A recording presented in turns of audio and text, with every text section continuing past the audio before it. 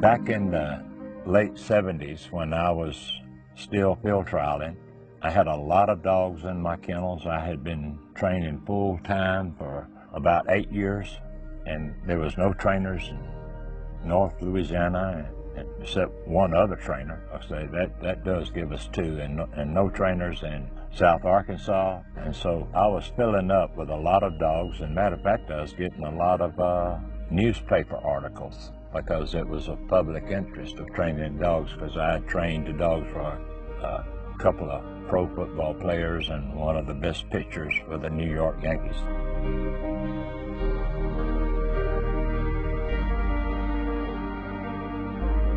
These here are my field trial dogs, and this Wags, and he had no credits to his pedigree, and I'd bred him a lot, and it hurt me that I had got into this field trial breeding, and the number one thing about selling dogs and breeding dogs is putting a good bred dog out on the market. And I was hurt by that you know, that I did send some females off to be bred to some national champions and field champions, but I wanted my own dog to have some credits. And I real quickly picture that, because of you want to know how I started the Hunting Retriever Club. This dog right here is the dog that gave me the confidence to drive to New York to help found it. Now, what happened during this period of time, after the field trials in 1979, I was disillusioned and disappointed at field trials for the hunters. There weren't many camouflage guys with a beat-up crate in the back of a pickup truck field trials. You weren't gonna cut it.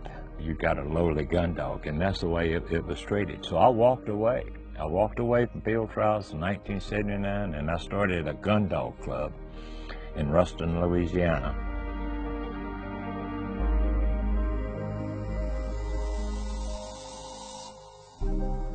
Being I had such a large number of dogs in training and friends, we had a pretty good sized little club.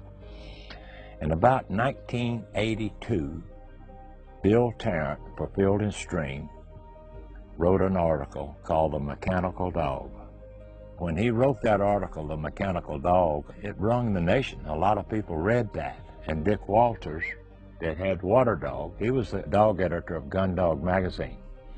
And he wrote an article in Gun Dog magazine, is there a need for the hunting retriever movement where we can award the title of a dog for the hunting retriever champion? And boy, when I read that article, I got my piece of paper and I wrote him. And he put that letter in this magazine, in the letter to the editors, and he said, Dear Richard Walters, the article in the major issue of Retriever of Gun Dogs is the greatest thing I've ever seen in print anywhere. I've trained over 1,000 dogs in the last 20 years, and everything that you've said in that article is true and down to earth. 98% of the people that come to get me to train their dogs would rather get involved in a gun dog stake than a field trial.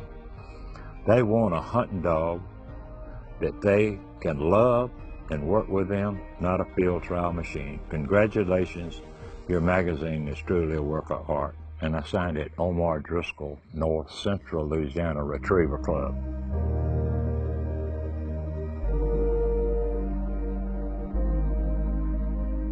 Dick Walters called me up on the telephone and says, we're going to form that such organization, and we'd like for you to come to New York and help us form it. Well, I drove that 2,200-mile trek in my old four-wheel drive, and that's the furthest I'd ever gone in my life. That's 38. And me and my wife, and I went up there real humble. So I thought I was going to be a old redneck country boy, and I carried my duck calls and my duck bands, which was about 20 at the time, and my hunting album with all those ducks in it and dogs in it as my portfolio. But I went up there very, very humble. You know, I've been living in those old hills of Louisiana and hunting those swamps, and man, I'm going up there among all these big sports writers and all this thing. I went up there and we had our first meeting that day, and we went all day long organizing the name of the organization and writing some rules, get some bylaws, electing officers. And after spending a day with those 10 that come to be the board of directors for the North Louisiana Hunt and Retriever Club, I don't mean to be bullish here, but it didn't take but a day with those guys to find out I'm putting on the first hunt test. They were a bunch of tower shooters. They'd go to a big high-dollar club and shoot birds coming out of a tower, and they had no idea I done headed up here for what was to be. And so after, in the breaks, when we'd have coffee breaks, boy, they'd go to my albums and they'd get me out, man, you kill this many ducks and all this kind of stuff, you know. And so they all agreed that I could put on, because I had a club. I had a club there out of Ruston, Louisiana, and they were duck hunters. And then I had wags in my back memory that was getting old, and I probably wasn't gonna have time, but I had a second stringer that was breeding the same way. And I was wanting to get a title on him so that when I bred my dogs that I could directly out of a champion.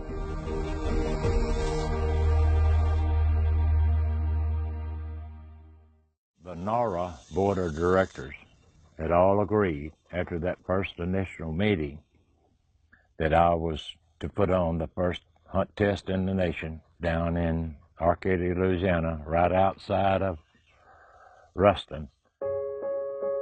I'd like to also mention, at that first original meeting that we had in Ossining, New York, that Andy Johnson and the United Kennel Club was present. And one of the other big trainers there at that first organizational meeting was Jack Jagoda, that ended up being the president of NORA.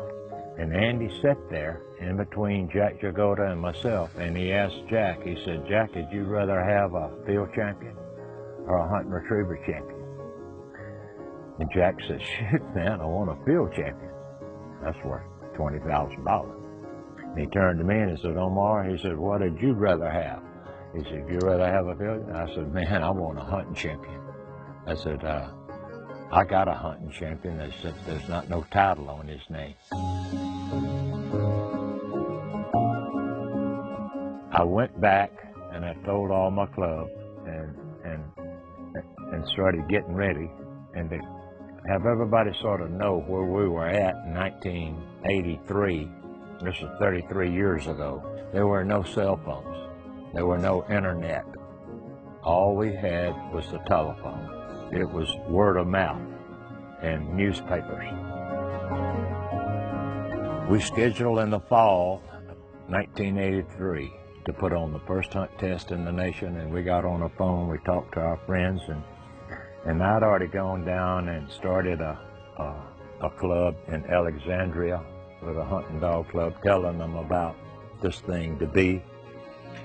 And we came up with Ruston that decided, let's make the Louisiana Hunting Retriever Club, because we had another club down in New Orleans, Hammond, Louisiana, and we were starting a club in Lafayette. So we put on the first hunt test, and we had one or a couple of big words that we were going after the duck hunter with a lab. The big word that we put to the theme was realism. We had in our first rules that you got to wear camouflage and you want to look like a duck hunter, and the dogs ran out of real duck blinds, those piano type duck blinds that 3 to 4 people sat across, and a dog box over here. We put out lots of decoys, and to add to that, this being brand new, that's something that I really remember, that, and it went on for the first 2 or 3 years, that it was real positive of everybody. Everybody was excited. There was adrenaline running in everybody. Matter of fact, at that first hunt test, we threw 120 dogs. I got a little note here to tell you, in the very first hunt test, sanctioned by UKC in Nora, we had 2 dogs out of Texas, 3 dogs out of Arkansas, 8 dogs out of Alexandria, which is 100 miles south, 8 dogs out of New Orleans, 11 dogs out of Monroe, the near 50 miles that away, 19 dogs out of Shreveport, and we had 45 dogs out of the Ruston area, a little old town of how many? 20,000 to draw 45 dogs in an area around. We let Louisiana Confederation of Clubs get the credit for it. We asked Dick Walters to judge the finish, which was the master in Nora, and we asked Bill Tarrant, that had wrote The Mechanical Dog, and we talked to him on the phone, and he judged the finish, and he came. I'd like to show you an article. Now, this is why it was so big in the beginning, to help us nationally. We needed these sports writers. Gun Dog magazine, Waterfowler's World came, and they wrote an article on it. They were a big magazine at the time. And this is the article that Bill Tarrant wrote in the magazine, The Field and Stream, about the first hunt test. And he says, I'm standing in J.D. Blondin's horse pasture outside Arcadia, Louisiana, watching the most important retriever event in America's retriever history. And I need a new vocabulary to talk about it.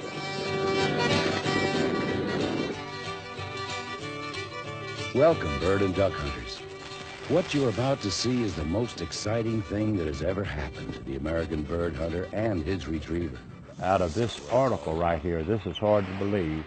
I came pretty popular in the mid-'80s. I had a couple of doctors say I was more important than Phil Robinson at that period of time. And let me say, Phil Robinson was at this first hunt test, blowing his duck calls and getting started. We had Ducks Unlimited operating a concession stand. This was a hunting thing.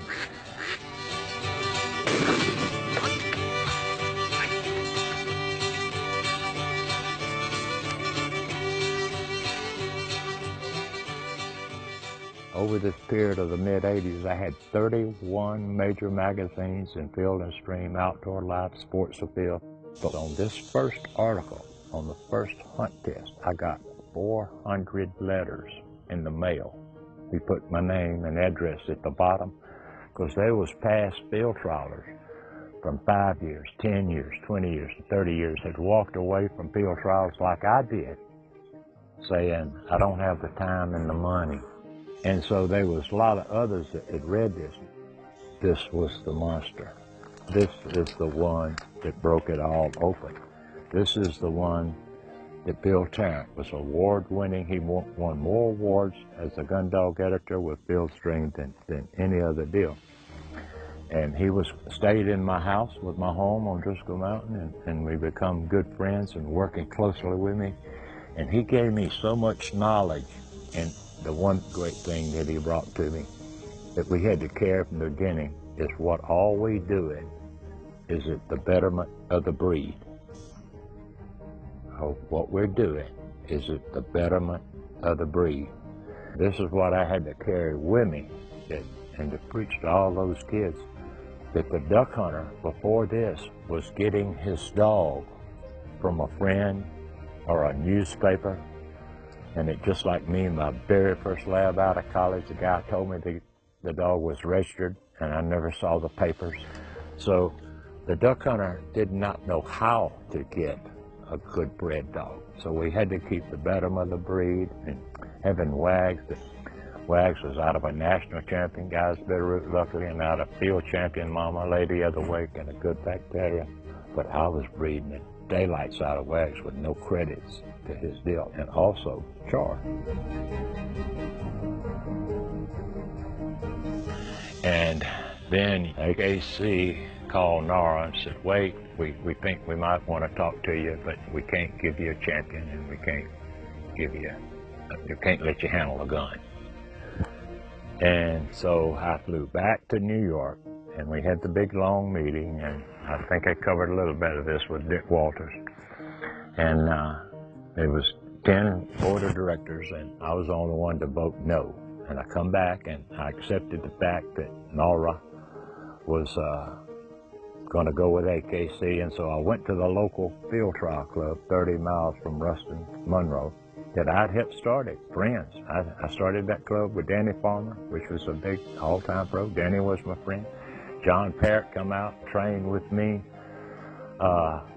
prior to this for 2 to 3 years. John Parrott had a national champion, and I bought that puppy for him, Lucy, and carried her on to a national champion. I told them about this gun dog state going to Menard, going to AKC, and they chewed me up and spit me out. And I left that meeting that night brokenhearted a little bit. What they didn't realize, they was pouring diesel on me, because I knew what we had was going to work. They were field trials and doing good in field trials. And so we went back, and it wasn't but at the end of that first month that Bill Tarrant called me and said, Omar, I've talked to Fred Miller, the president and the owner at the time with the United Kennel Club. And he says, you write the rules, you run with it, we'll give you a magazine, we'll give you a constitution, we'll work with you. United Kennel Club was the world's largest working dog registry in the nation. They were familiar with how to see clubs get off the ground and get started. Like I said, I went to bed that night. I felt like I was going up against the United States Army. Was I going to go off on my own and form a national organization, or here at NAR that had Gun Dog Magazine and AKC? I had WAGs, and this is our last chance to do it right. Bill Tarrant says, I'll back you. I'll write about y'all, and we give you all the help we want. So I decided that we're going to go. So Fred Miller told me to choose one guy to come with me, which was, I chose Bob Rathy, the president of the big club, Pontchartrain Club, out of Hammond, Louisiana. And he and I flew up to Kalamazoo, Michigan. And Bill Tarrant came in, and right there for 2 days we wrote the rules, named the organization. It was the North America Hunt and Retriever Association. And Bill Tarrant said, that's too long, let's just make it short, Hunt and Retriever Club. Give it short, give it just 3 names. We came up with the membership numbers, and they asked me to be number 1. I said, no. I said, I'm going to give the number 1 to Bill Tarrant. They gave number 2 to me. Fred Miller, the owner, took 3, and Andy Johnson took 4. And Fred Miller's son took 5. And we came up right there with the rules, and he gave us a constitution that was good and adopted it. We come up, so we got on the plane and flew back. And I told Bob Rathy when we got on the plane that let me put on the first one, you can put on the second one. He said, no problem. We got all organized, and we was telling everybody that we had to dual register our dogs with the United Kennel Club, that we were going to be able to shoot the gun, and we were going to have a champion. Everybody sort of went along with me on that one, because that's what we were all wanting in the first place. It made no difference dual registering those dogs. What they wanted was a ribbon. They could win in a started class or either the finished. And I was real lucky that there was another pro trainer. His name was Ron Mathis in Hammond, Louisiana, and he had field trial and was right at the same time like myself, and he had some qualified all-age dogs. So Ron and I sort of helped set the standard of what a finished dog ought to be like and going on in, and also helped set the standard of a seasoned dog and a started dog. That was the beginning of the Hunt and Retriever Club. And again, when we put the second hunt test on, it was licensed by UKC. It was the Hunting Retriever Club. Nora hadn't put one on yet. They hadn't got a club ready. AKC, they hadn't quite got ready. And again, we rattled the nation with a number of entries. We had over 100 dogs entered. You know, we mentioned earlier that our goals in the hunting retriever movement was to better the breed. Is it the betterment of what we're doing, and also in the betterment of the training. The started has stayed the same, and I had one guy come up to me one time at a hunt test, and he told me, "Omar, you named the started all wrong." And I says, "How's that?" And I said, "You should have called it the hooked." He said, "Boy, once you get that started rhythm and you go up and get that, you're hooked. You got to go to the next level and the next level." And one of the things that I want to really mention is our season and our finished dogs have come so much better over the 30 years. They've come better dogs out there. And the standard has increased real slowly every year, just a little bit for 30 years. But right now, our dog, and I'm proud that AKC has come on the bandwagon and producing good dogs like we are, and good testing and good judges, because it started about 15, 20 years ago, that when we all got to liking one another and breeding and playing dogs with one another, our judges would judge their event, their judges would judge our event, and they're running both. And then we kept getting better, and we kept getting better, and dogs kept getting better, and we started putting, dogs is nearly equal to field trials. And I'm even proud of the Super Retriever series, because what they do is some field trial testing and hunting testing. And they was blowing those duck calls and running out of layout blinds and having lots of decoys out there. So it's not like, it's a mix of both games that's come together. And they recognize the hunt test just as strong as they recognize the field trial test. We all got a better trained dog. They all got a better bred dog to choose from out there. And it's like there still may be 2 to 3, maybe even 4 now, organizations running nationally. But we all, nearly about 100%, let's say 99%, respect each other, that we're all in the same game of putting a better bred dog out there and a better trained dog.